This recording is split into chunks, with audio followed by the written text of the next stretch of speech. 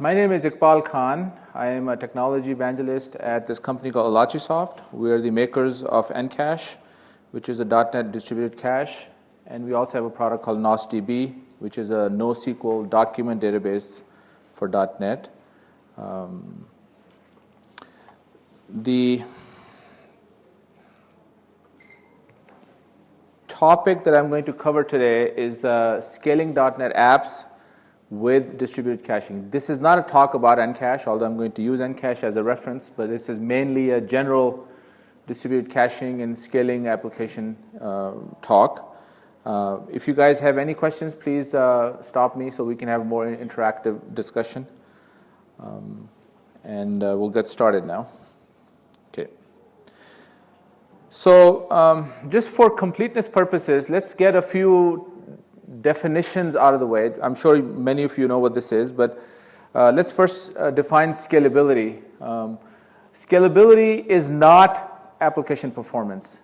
So it is, if your application performs really well with 5 users, then it is not necessarily scalable unless it performs, if the response time is really good with 5 users, it is scalable only if you have the same good response time with 5,000 users or 50,000 users. So it is only under peak loads that if you have high application performance, that your application is scalable. The next definition is linear scalability. This is more of a deployment architecture definition. If you can add more servers to your deployment, and by adding more servers you can grow the transaction capacity in a linear fashion, then your application is linearly scalable, which is what we all want here, and that's the goal, and I'll go over how you can achieve that. And if your application is not linearly scalable, then you have more of a logarithmic curve, for those of you who are math buffs, which is basically as you add more servers, the transaction capacity increases up to a point, and after that, adding more servers does not help. You have a bottleneck somewhere else, and your application performance drops as you add more servers. In fact, so basically you cannot buy a more expensive hardware to solve this problem. So there's some fundamental architectural problem that you're trying to resolve that is not being resolved. What type of applications need scalability? So if you have one of these applications, then you're in the right room. Or if you're thinking about these applications, number one, of course, the most common is web applications, ASP.NET. You may have thousands or tens of thousands or hundreds of thousands of users accessing your application. Number two is web services, which is again, it could be part of the web application architecture. It could be just the web services is your application. Number three is again web services, which is usually the back end for an IoT or Internet of Things. And number four is big data processing. Big data processing is more common on the Java side, but even for .NET, at least it applies that the only way to process big data is through by having a scalable application. If you cannot scale, then you cannot process big data. And finally, if you have any other server applications, for example, many banks, they have millions of customers who may have called in the daytime and they have to change their address, or maybe they're doing bank wire transfer that they have to get those things processed before the next business day. So they have a requirement, a compliance requirement, to be able to process all those millions of requests within a certain amount of time, and they need to be scalable. So these are the applications that need scalability. So let's define scalability problem. Where is the scalability problem? Well, it is not in the application tier. It is the application tier scales, and if you have a web application, any of these applications, the application tier scales fairly well. It is in your data storage or your databases. When I use the word data storage, I mean relational databases or legacy mainframe data. These are the ones that become bottleneck and prevent you from scaling. Now, NoSQL databases, and again, we also have a NoSQL database as a product. So NoSQL is not always the answer. And the reason that is because you cannot always move all of your data from relational to NoSQL for both a variety of technical and business reasons. And if you can't move your data to NoSQL, it's no good, right? So you have to live with relational databases. So that is why NoSQL is only a solution when you can move data to it. And if you cannot move data to NoSQL, that means that is not solving your problem. So you have to solve this problem with your relational databases or your mainframe data, to solve that scalability problem. And that is where a distributed cache comes into the picture. Let me explain this diagram. You have the typical application tier which scales linearly, and then you have a database tier which does not scale linearly, because you can add more servers here as your transaction load increases, but you cannot add more servers in the relational database tier or the mainframe. You can add more servers, of course, in the NoSQL space, but not in the others. So the way you solve this problem is you put a caching tier in between. And this caching tier is really a cluster of cache servers. A distributed cache is really a cluster of low-cost servers with just lots of memory. So these are not high-end database type of servers. These are typical web server type of configuration. The most typical configuration that we see our customers using is a dual CPU, like an 8-core machine with 16 to 32 gig of RAM, 2 network cards, 1 gigabit each or faster. And when you have that type of an infrastructure in your application, then you need to now architect your application to start to use it. But just like we're all used to designing applications against a database, you have to start to think about designing your applications around a distributed cache in your architecture, in your environment. If you have this type of an infrastructure in your environment, then you can very confidently design and develop applications that will never have scalability bottlenecks. The reason is because about 80% of the time you will be going to the caching tier, and 20% of the time you'll be going to the database. And the caching tier scales linearly, just like the application tier. You just add more servers as you need to add more application servers in the application tier. The most common ratio is about 4 to 1, between 4 to 1 or 5 to 1. So for every 4 or 5 application servers, you have 1 cache server with a minimum of 2, of course, for redundancy purposes. And I'll talk about why that is the case. Having this infrastructure is become almost like a best practice that you need to really be aware of. And once you have that, then you no longer have the problem that relational databases pose to you. Any questions up until now? And then I'll go into more detail. Okay. Can they be VMs? No problem. Yes. In fact, most of the time, these are VMs. The VM is not as fast as a physical box, but the performance drop is fairly minimal, and you can add more servers. It is better to have more servers than to have a few really expensive ones. For example, if you have more than 32 gig of RAM, you probably need to upgrade the processing power, because when you have that much memory, the garbage collection kicks in. It takes a lot more processing to collect all that memory, and maybe an 8-core machine will start to be overloaded. So it is better to have a third server than to have more memory. We do have customers that have more than 32 gig. They have up to 64 gig, but more than 64 gig, we strongly recommend not to go, because that way you're becoming more and more like a database. What I've hoped to do up until now is to sort of build a case on why you need caching as a best practice in your application architecture. Once you agree that caching is needed, then the next question that comes to mind is, well, how do I use it? Where do I use caching in my application? As a developer, what do I do? What type of data do I cache? And how do I do it? And what are the issues around using that, putting that data in the cache? Well, number one is the application data caching, which is essentially caching data that resides in your database. And that's what I've been talking about up until now, and all the benefits of using that I've just explained. The main thing to keep in mind when you're doing application data caching is that when you do application data caching, there are two copies of the data now. One is in your database, because the database is the master store. So every data, all updates must go to the database. But now there's another copy that exists in the cache. When there are two copies of any data, what's the first concern that comes to mind that something could go wrong?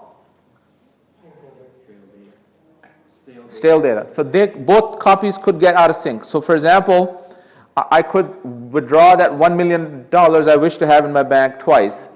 So that's like the nightmare scenario. So that's the biggest problem that you need to keep in mind when dealing with application data caching. And I'll talk about that in more detail.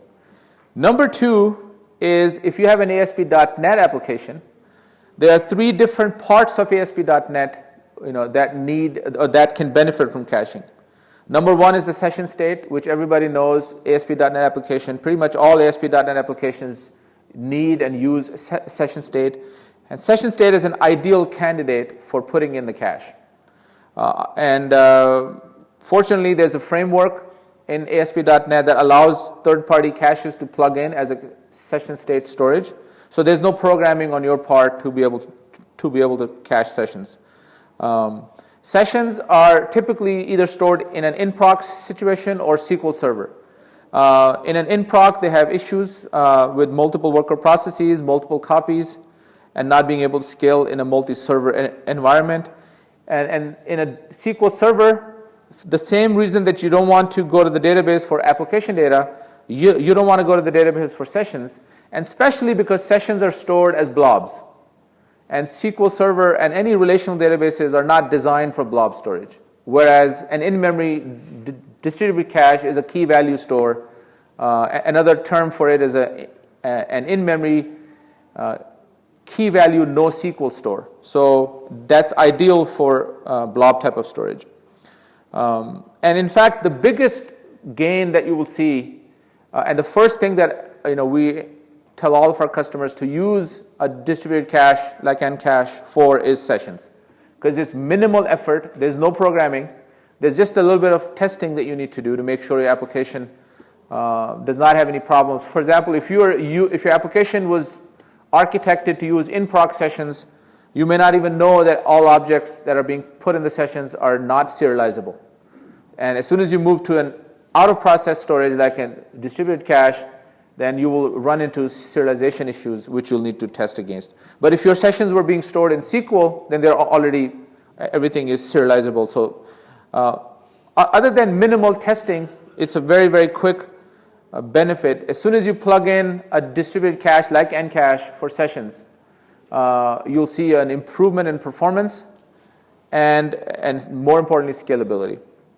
The second is the view state, which is if you're not using the MVC framework, if you're still on the old ASP.NET framework, there's a view state, which for those of you who don't know what view state is, it's an encrypted string that is sent from the web server to the browser only to come back, because it keeps information about the state that is used in postback. So instead of sending that entire large string, which could get into hundreds of kilobytes of data, multiply that by millions of requests that your application is going to process, you just send a small key, and when the key comes back, the view state is fetched from the cache. And again, there's a view state framework in ASP.NET that you can plug into.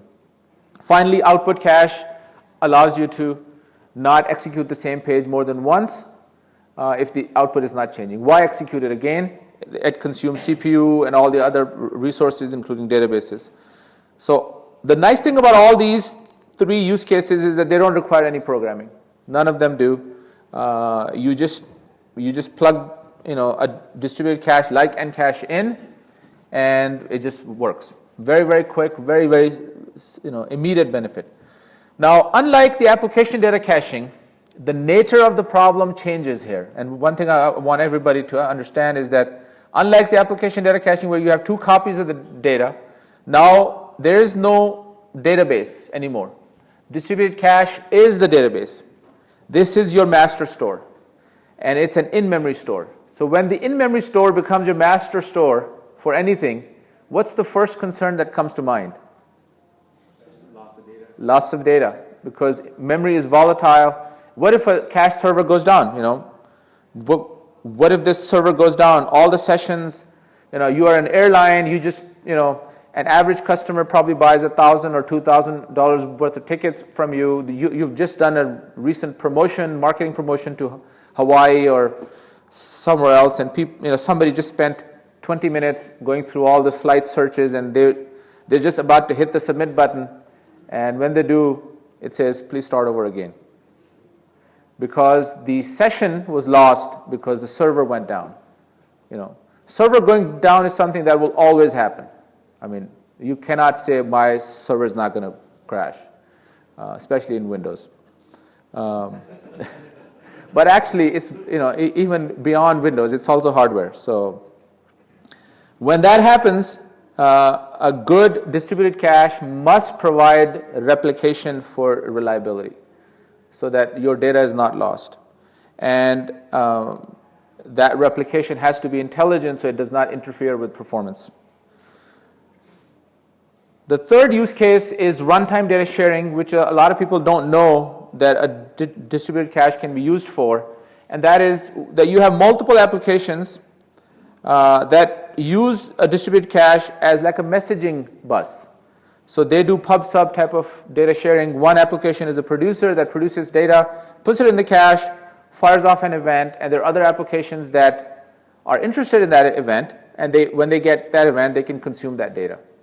And so just like message queues, you have, I think, RabbitMQ, you've got MSMQ. They have that purpose, but distributed cache is a much faster and more scalable in a simplified situation. Of course, they have other more distributed, geographically distributed applications that distributed cache does not have. But for a single data center situation, runtime data sharing through a distributed cache is a very simple and very powerful way. It's an event-driven data sharing platform that you should definitely take a look at. NCache also has these features. Let me quickly show you, and again, how, let's quickly see how we can use distributed cache for, just put on my glasses. Let's first configure it for sessions. So it's very, very straightforward. I have a small sample here. I'm just going to open it up. So if I have an ASP.NET application, all I have to do is go to the web.config of my application.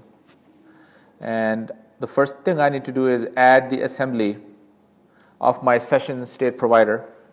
Because the session state storage is an interface, that's an ASP.NET framework interface that this third-party cache like NCache implements. So you just add this assembly. And the next thing you do is you modify the session state tag. So for example, you need to make sure that the mode is custom. Custom means third party. Make sure your timeout is what you need it to be. And then this much is specific to the distributed cache that you're using. If you're using NCache, then you will see that you just need to go ahead and make a couple changes. For example, you just need to go ahead and specify the name of a cache. All caches in NCache are named. So once you do that, that's the only change that you need to make. If the cache is already created and running, that's the only change you need to make to each application server, and suddenly all the sessions are going to be stored in the cache. It's that easy. And I'll quickly now show you how easy it is to create a cache in a distributed cache like NCache. That's the only NCache specific presentation. That's the only portion that is NCache specific. So I have, for example, I have this, I've got a bunch of VMs on Azure, so I've got demo 1 and demo 2 are my cache servers. Demo client is the application server box. That's where your application is going to run, let's just say. So I'm logged into one of these. So I'm logged into demo client. I will use this tool called NCache Manager. It's a graphical tool. I have it running here. It's an Explorer style tool. I will go ahead and say create a new clustered cache. I will name my cache. So all caches, as I said, are named. I will go ahead and I'll pick a partition replica topology. Topologies in NCache are essentially storage strategies. So for example, I'll quickly show you.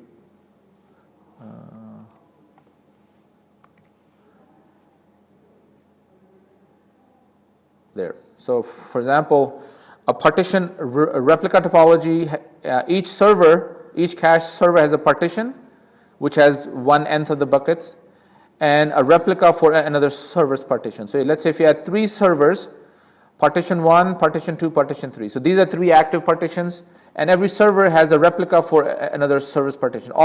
In case of NCache, all the replicas are passive, and they become active only if the main partition goes down. So I'm going to pick this as the topology.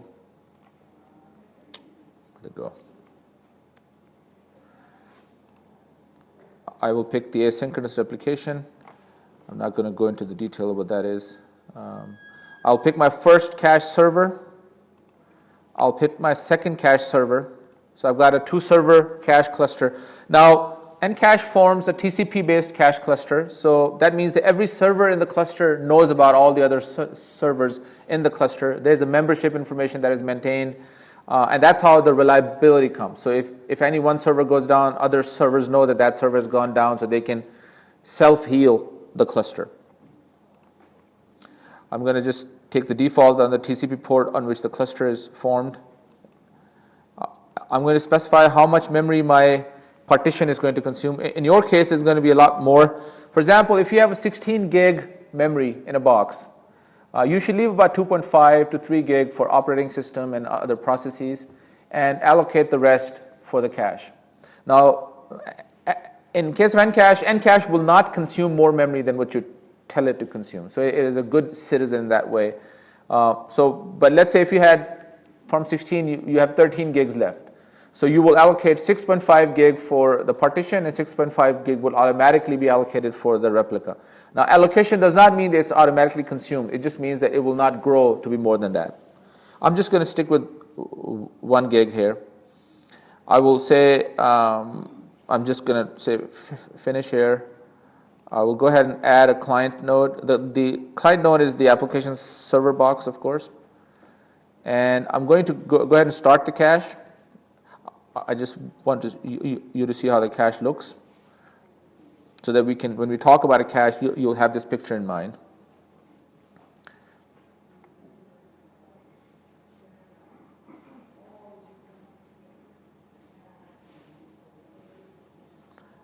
Okay, I'm going to go ahead and open statistics. Go ahead and also monitor. There's a monitoring tool. Lets you view like a dashboard style things. And once I've done that, I will go ahead and open a command. I will run stress test tool. This is a command line tool that comes with NCache that lets you quickly put stress in your cache so that you can see how the cache is performing in your environment. So for example, right now I'm doing about 1,000 requests per second per box. So about 2,000 requests are being done on this. If I were to add another stress test tool,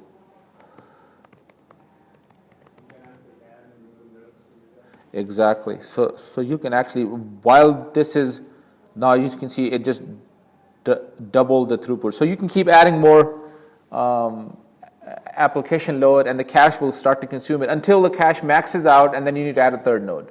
So I mean, that's how the scalability works, is that you will see that the CPU consumption will start to go up and up. At a certain point, it's going to start to taper off, and then at that time you know that capacity of a 2-node cluster is maximized, so then you can add a third node. And then of course you can add or you can stop a node, or you can also add a node at runtime. I just don't have that at this time, and I didn't want this to be an NCache demo. So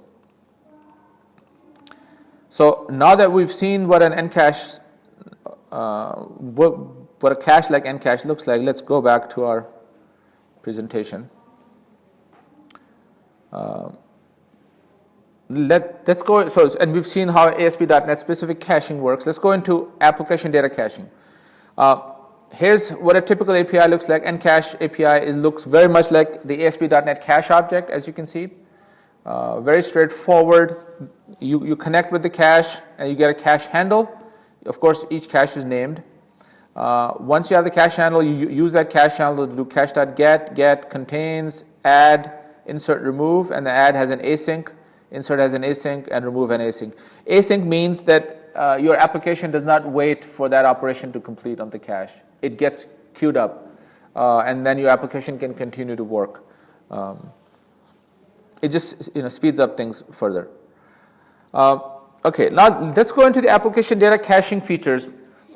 We talked about the biggest concern in application data caching is that you have 2 copies of the data. So any cache that is not able to make sure that the data is fresh forces you to use read-only data. In fact, it is historically that has been the case so much that if you ask anybody what a cache is supposed to be used for, the knee-jerk response is read-only data. People think, well, it's not safe to use cache for data that changes frequently, which is what I'm calling transactional data. Though your customers, your accounts, your activities, data that might change every 30 seconds. People think it's not safe to cache that data because it might go stale. Well, yes, it might if the cache does not have the right features. But if the cache does, then you will see that you can actually confidently cache all types of data. So what are the different ways that you can make sure that the cache is fresh? Number one is expirations, which pretty much everybody has. And there's an absolute expiration feature. For example, let me show you here. In case of NCache, if I were to, oops. So here's a simple console application. I have linked to two of the NCache assemblies, ncache.runtime, ncache.web. Ncache.web is the main API. I'm going to use these 2 namespaces, ncache.runtime and .web.caching. And then in my application, I connect with the cache. Based on my cache name, I connect, I get a cache handle. Then I create my data, and I do cache.add. I specify key. This is actually not a good key, but let's just say that your key should typically be something like customer ID and then maybe 1000 or something like that. And then I actually have the customer object to cache. And then I have specified a 1-minute absolute expiration. So I'm saying I feel comfortable caching this object for 1 minute. Beyond 1 minute, I don't feel comfortable that it should remain in the cache. Why? Because I fear that somebody's going to change that data in the database. So I want the cache to automatically expire this after 1 minute. So I'm making an educated guess about this data, and the cache will remove that object after 1 minute. That's called absolute expiration. And pretty much everybody has absolute expiration. The next feature is called sliding expiration, which sometimes gets confused, but its purpose is totally different. A sliding expiration does not keep the cache fresh. It is a cleanup feature. So for example, when you have sessions, and you're saying after 20 minutes of inactivity, please clean up this session. So that's where you use the sliding expiration. You use the absolute expiration for keeping the cache fresh by removing the data because you think that data might change in the database, and you use the sliding expiration to clean up the cache because nobody is using that data anymore. And a sessions is a good example of that. But expirations is just a guess that you're making. What if, in some cases, that guess is okay. In many other cases, that guess is not possible. What if you don't have a predictable time when that data might change in the database, which is the case in a lot of situations. That's where the cache must have other features. So one of the features is synchronizing the cache with the database. So the cache must be aware about where this data is coming from so that it can monitor that data source and then see when that data changes in that data source, the cache must either remove that data from itself or it should reload a new copy. So in case of NCache, there's a feature called SQL dependency, which is an ADO.NET feature actually.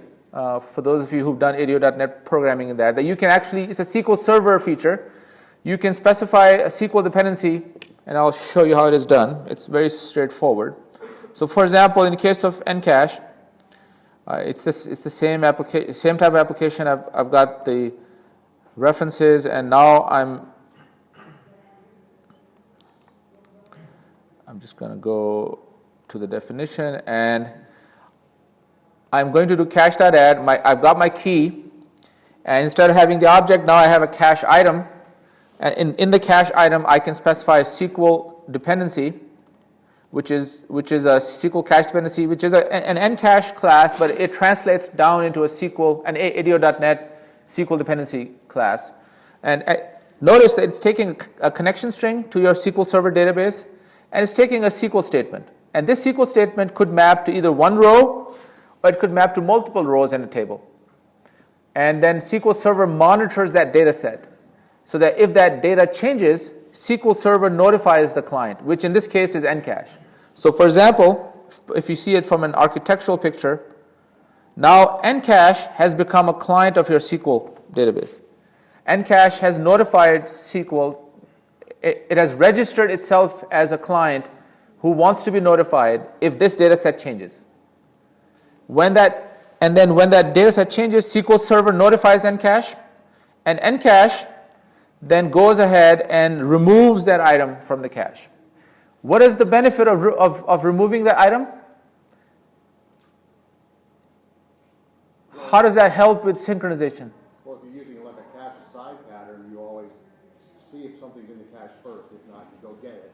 Exactly. So if the item is removed from the cache, your application logic is designed so it'll first check the cache. If the cache has it, it takes it. Otherwise, it goes and gets it from the database, puts it in the cache.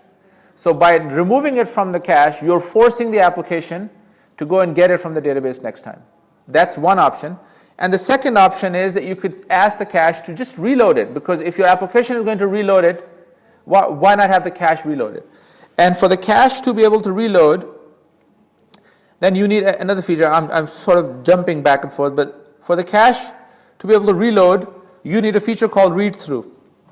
Read-through is a feature which on the .NET side only NCache has. On the Java side, you have other caches that also have it.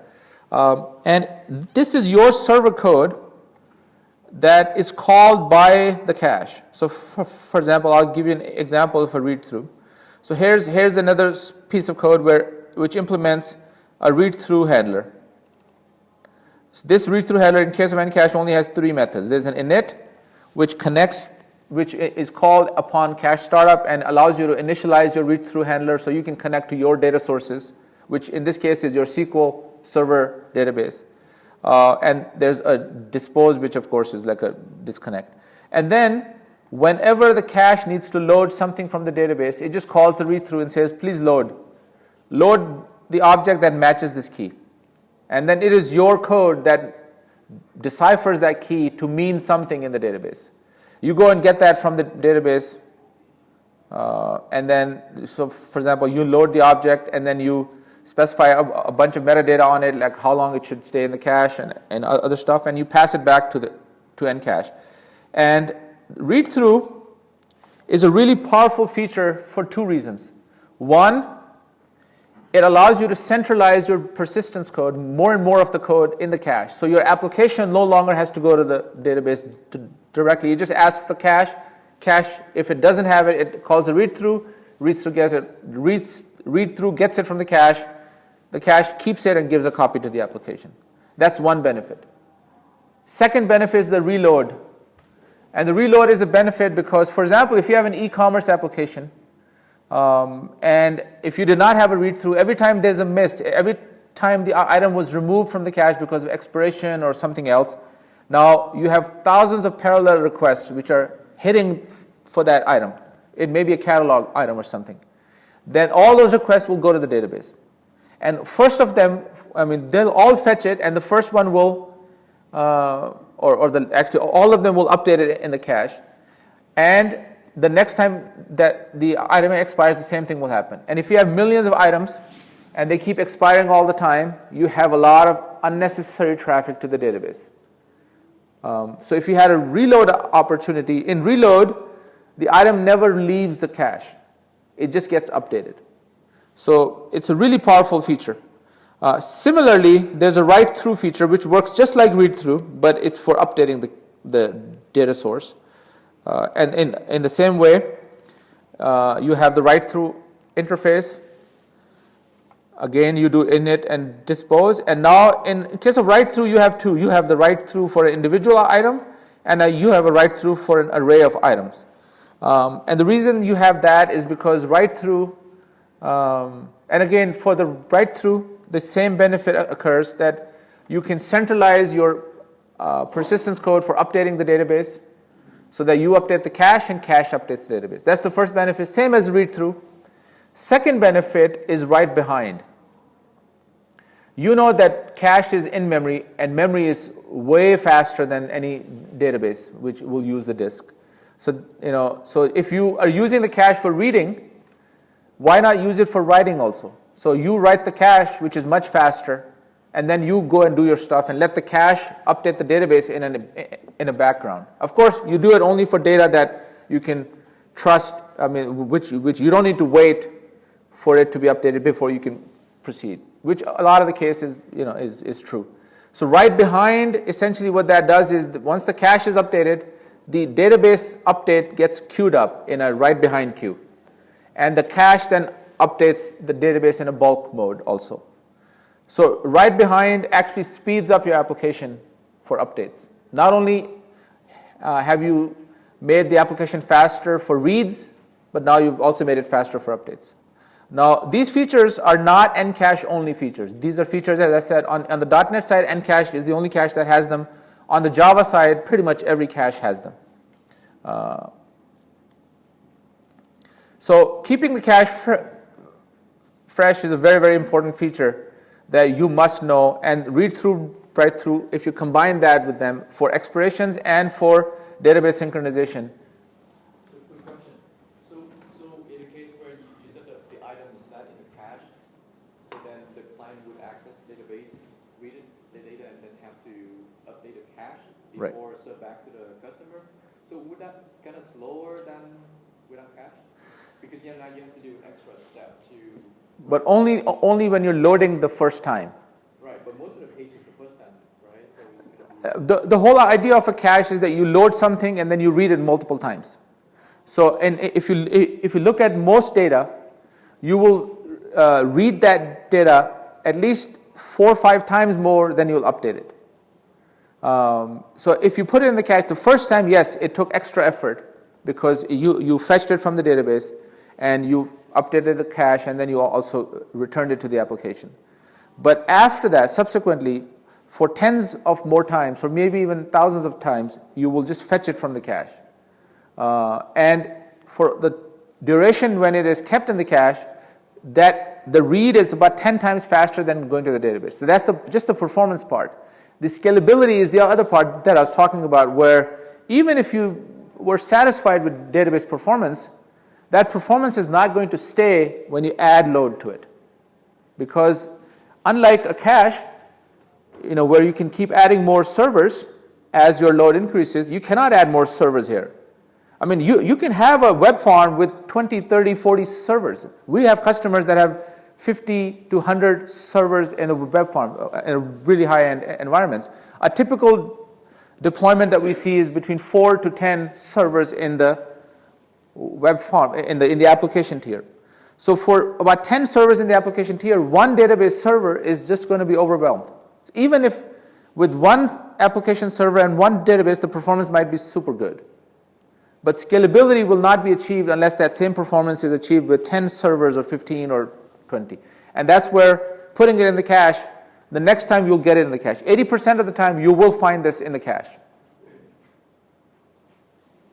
When you scale your front end scale, will your nodes scale based on metrics, or do you have to continue to monitor it?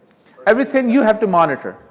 So it won't based on a certain amount of requests, I'm getting overloaded, let's add a node? You could set rules depending on what your production environment is, if it's in the cloud or whatever, how easy it is to spin off a new VM.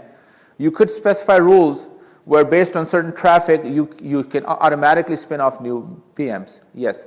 But most of the time it is based on, so I mean the same thing goes with the caching tier. You have to monitor the caching tier to see how much CPU is it consuming, how much memory has been consumed. So there are two things that will, so there are three things: CPU, memory, and network cards.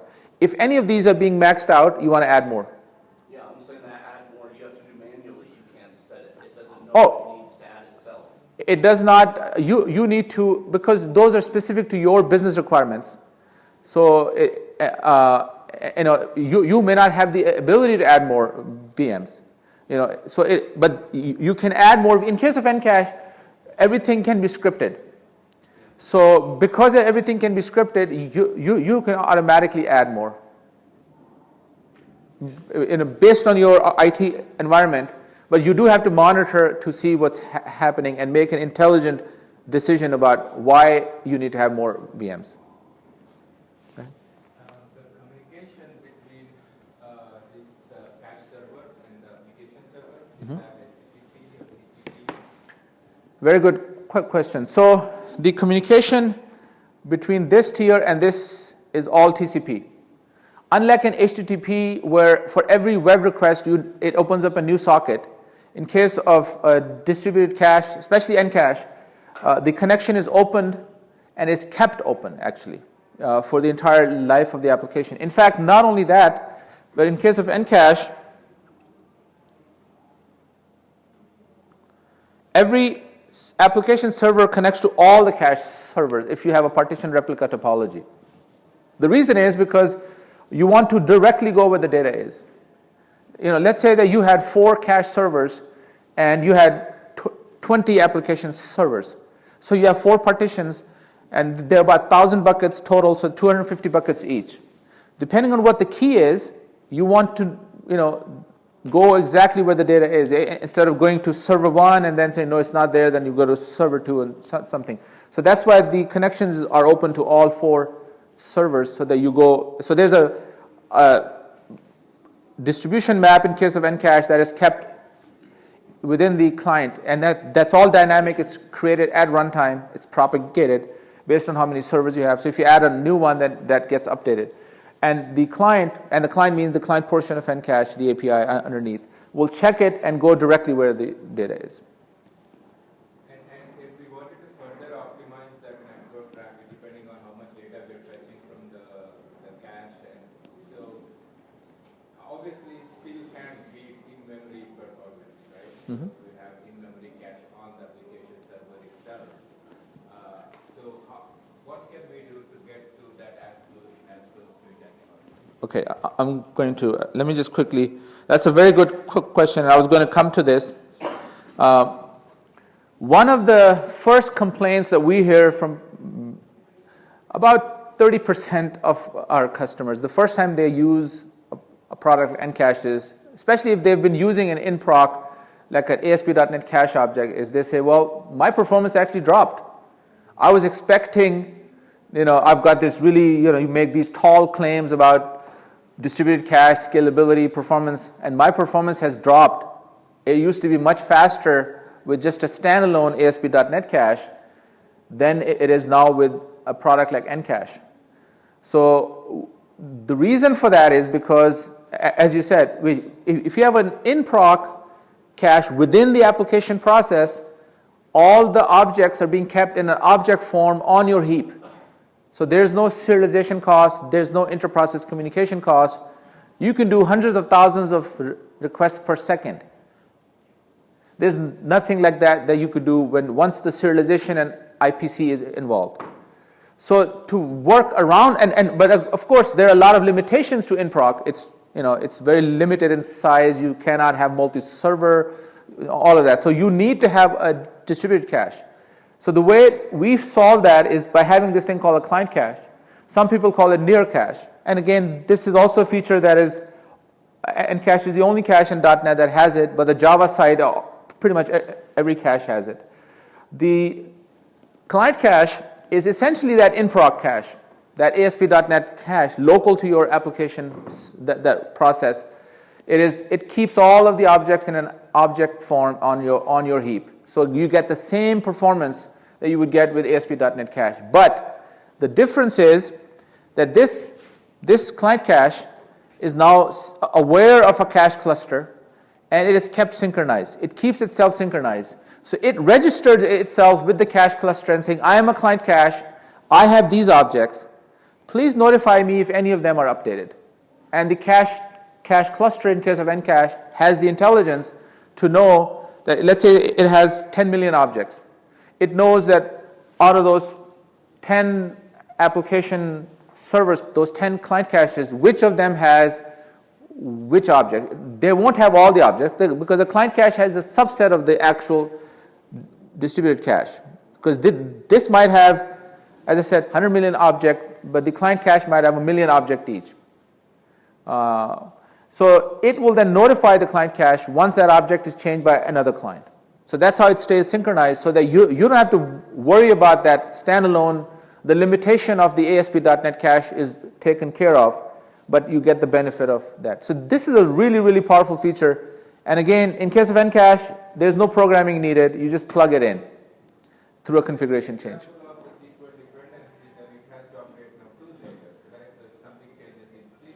You're right. Right. Exactly.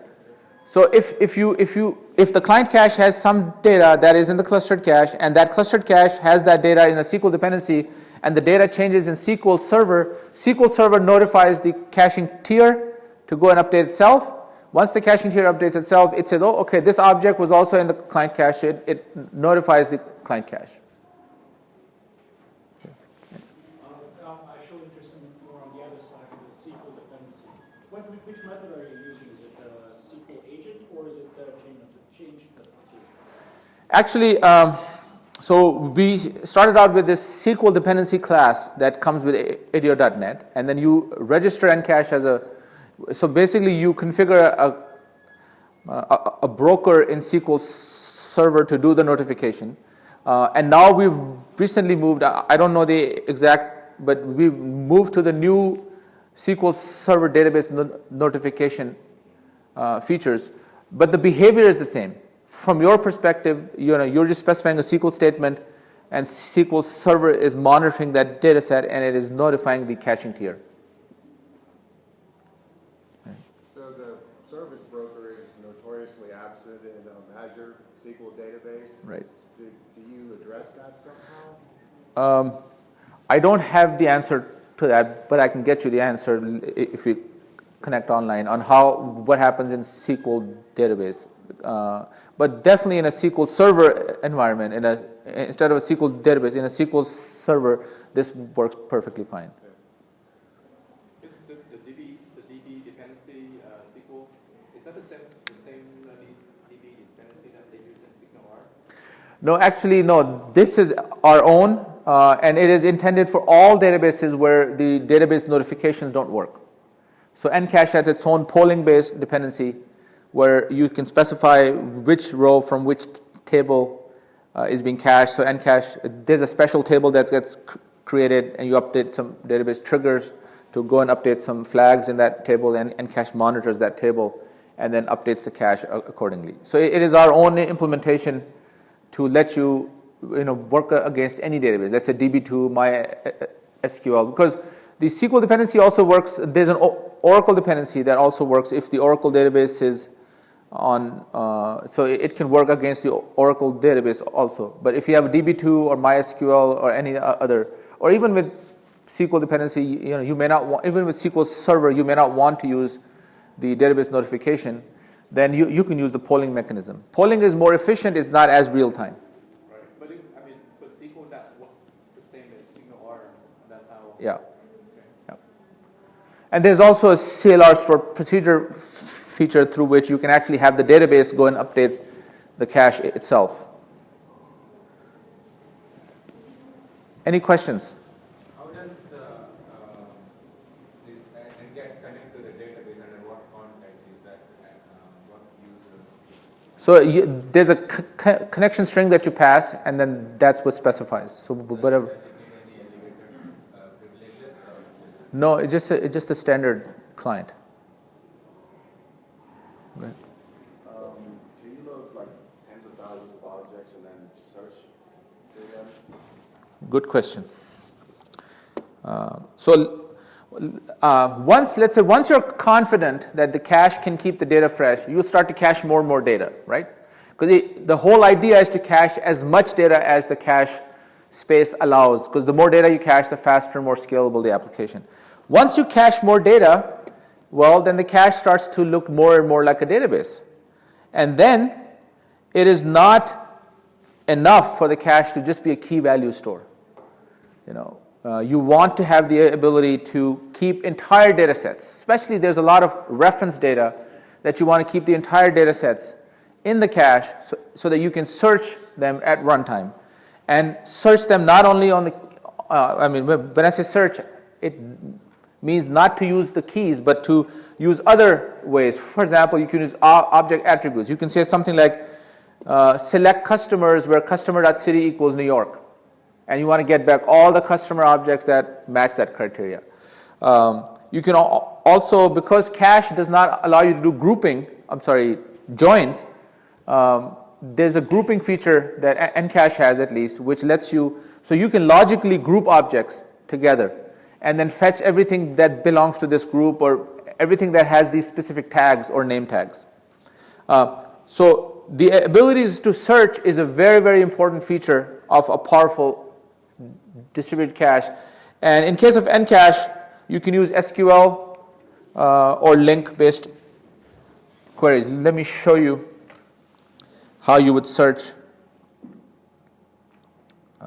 So for example, in case of NCache, you could actually issue a query like this, although this just gives back one object, but let's say you could have specified something else and then do an execute reader. So there's an execute reader call of NCache, which gives you back an iCache reader, which looks a lot like the standard SQL Server reader that you have.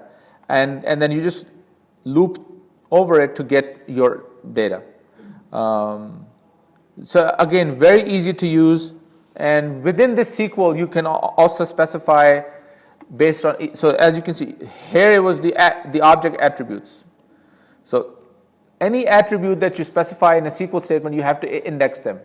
So you have to create an index. So NCache has a feature called data indexing, where you can actually create an index, and then once you create an index, then when you add that object, NCache knows that it needs to extract the data for that attribute and store that as part of the index, because the object itself is kept in a serialized form in the cache.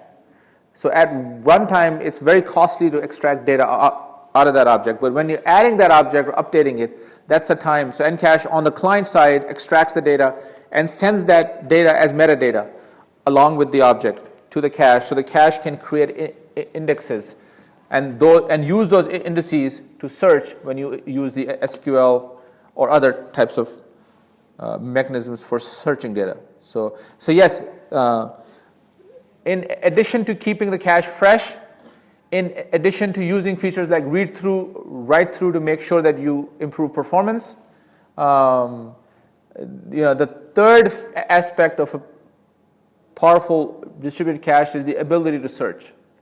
And again, on the .NET side, NCache is the only cache that does it, but on the Java side, pretty much every cache will provide you these features.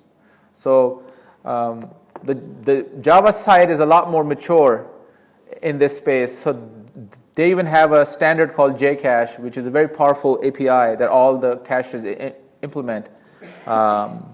In fact, we also have a Java version of NCache, called TaseGrid, which implements that. But so on the .NET side, NCache has the same maturity as all of the Java caches, but it's native .NET. No other caches have that, including Redis, which is a very basic cache, although it's being picked by Microsoft to be used in Azure. The reason was because it supports multiple languages that NCache does not. NCache is a merely .NET focused cache. We also have a Java API, but the cache itself is pretty much .NET 4. The N in NCache stands for .NET. But if you have a .NET application, you should evaluate all your options and make sure that whatever you're picking meets all your needs.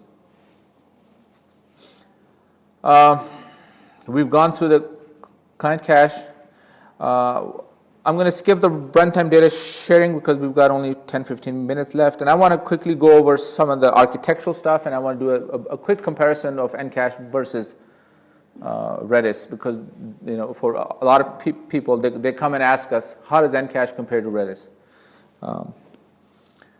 So there are certain things that you need to know about the architectural requirement of distributed cache. Number one, a distributed cache is like an in-memory database. So just like you don't want your database to crash, you don't want your cache to go down. And when I don't mean to say crash, it means just to go down. So high availability or 100% uptime is really, really important. If it is important to your application, then your infrastructure must all be highly available. As the famous saying goes, the strength of any chain is only as strong as its weakest link. So if anything in that chain is not highly available, your application won't be.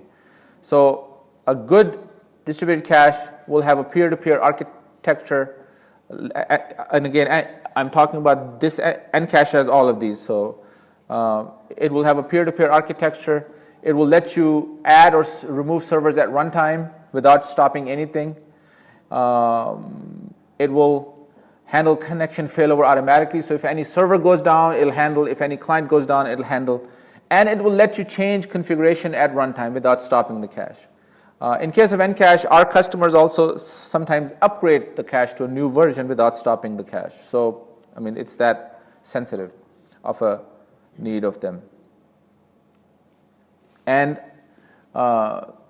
another is the linear scalability with replication. That's what I talked about, the partition replica. So partitioning is really, really important, and the replication, which is dynamic, that's the key. Dynamic replication is very, very important. Does it assume that all the nodes are the same? So you're picking 16 memory cache and all the nodes are 16? Yeah, we always recommend our customers to keep standard configuration. Although technically you don't have to. I mean, NCache allows you to pick different configurations for each node, but it complicates the picture quite a bit. The standard configuration that you do through NCache Manager automatically applies to all servers, but you could go and modify the config files to do it. But we recommend to keep your life simple, do it all in the same.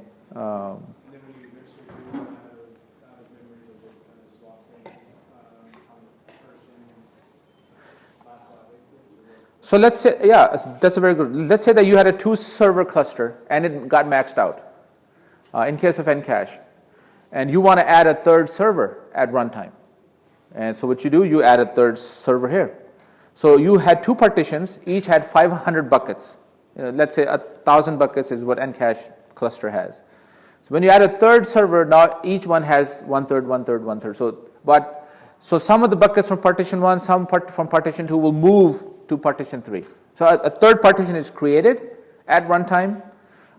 Some of the buckets are moved, and when the buckets are being moved, NCache will also do further analysis of how many buckets are actually full. I mean, how much data do they have? Because just having buckets is not sufficient.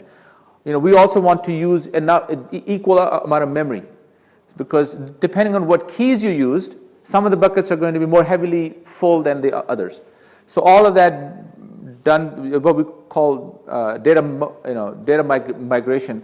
So a 3rd partition is created, some of the buckets are moved, and now because there's a replica, so the replica is also created at runtime, and all of this is moved. So let's say here you had server 2 had a replica 1, which it now still does, but server 1 had replica 2, which now moves to server 3.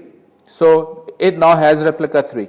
So all of that changes is what we call state transfer, is all done at runtime for you. NCache is the only cache that does it totally dynamically. All the other caches require manual intervention where you need to determine which data goes where. What And happens in your two-node situation there, if you just get to your 16 gig, and you're using it, and you're continuing to add things to cache, what happens? so let's say when you max out the memory and you don't add a third box, then NCache has a feature called eviction, where you say when the cache reaches this size, one of two things you do. You either start evicting some of the older items based on the LRU or LFU. So there are three algorithms NCache supports: least recently used, least frequently used, and priority FIFO. So based on those, you can evict, or you can turn off eviction, in which case NCache will stop accepting new data. It'll throw exceptions saying cache full. So sometimes, for example, you have sessions which you don't want to evict. You want to expire a session. Expire means unless it's being inactive for 20 minutes, you don't want to remove it because it's important. So then it'll start rejecting new sessions, but not evict the existing ones. So, but you should do your capacity planning so that you never have to evict sessions. It's okay to evict application data because you can always reload it, but it's not okay to evict the sessions. So in Azure, you would have to have VMs on standby that are already configured with your configuration and spin them up via script if you have APIs into like your stress test.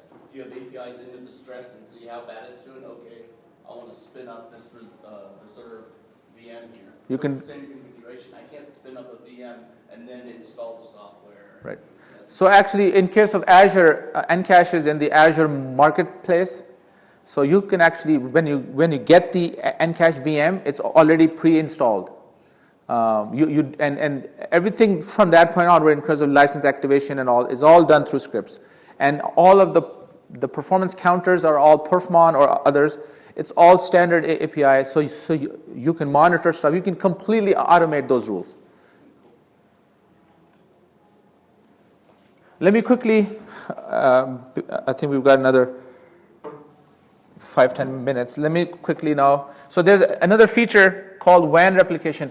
More and more people are having more than one region, more than one data center, either for geographical load balancing or for disaster recovery. So just like you expect your database to handle multiple data centers, you should also expect your cache to handle multiple data centers. NCache has this feature where you can have an active-passive or an active-active data center where the cache synchronizes itself across multiple data centers. So each data center is going to have its own cache cluster. That way the performance is fast, but then all the updates here are asynchronously applied to the other side, and there's conflict resolution that is automatically handled in case of active-active. So that's if you have multiple data centers or plan to have them, then you need to look at this seriously. I've done this all. NCache is the oldest cache in the space. We launched NCache in 2005. We've got pretty much customers in every industry that you can imagine. A lot of people use NCache. Let me quickly go through how NCache compares with Redis. And again, this is not a sales pitch. I'm just doing a technical. So both products are open source.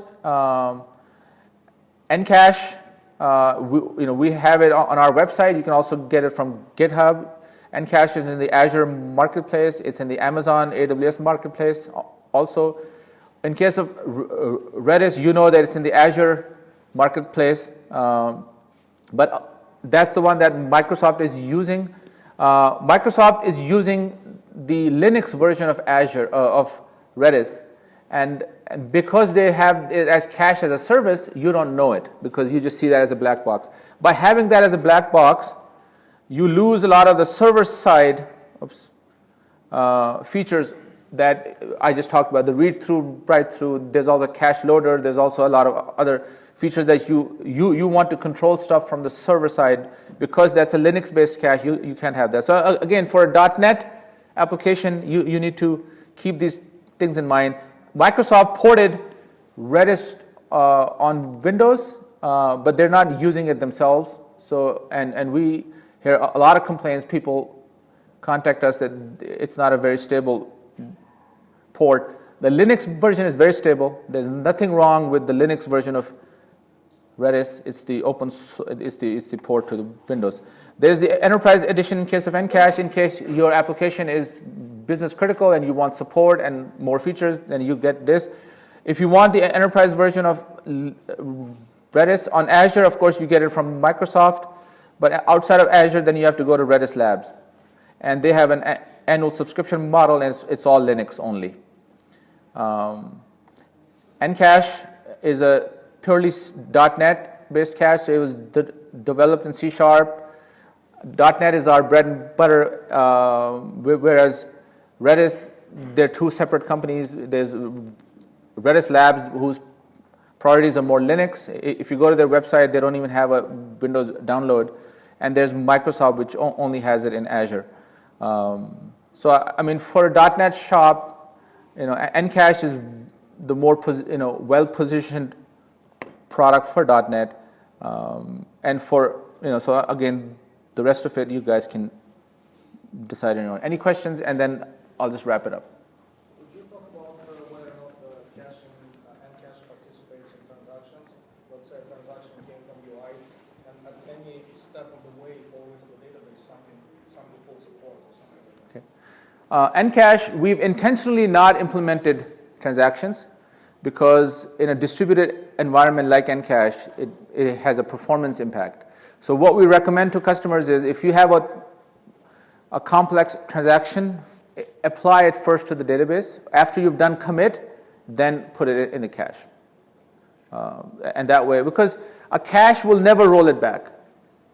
But a database can roll back transactions based on data integrity problems. A cache will only roll back things in case of something like going bad, like there's server crash or out of memory or any of that. So, I mean, that's not really a transaction thing. That's more of a, crash handling or something like that. So, we recommend that you first commit the database before you put it in the cache.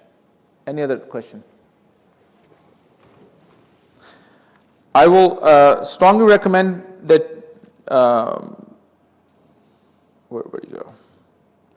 To come to our website, go to the download page, and download either the Enterprise Edition or the open source. You can download the open source from here, or you can find it on GitHub also. Right here, NCache is on GitHub. As you can see, all the source code and everything is here. NCache is open source, so if you don't have the money, go with the open source. If your application is business critical, then go with the enterprise. Either way, start with the enterprise so you know what the features are. But enterprise has more features than open source. But open source has no limitations. It's a fully functional product. It just does not have all the features of enterprise. Any questions? Today I got done early. Thank you. Thank you very much, guys.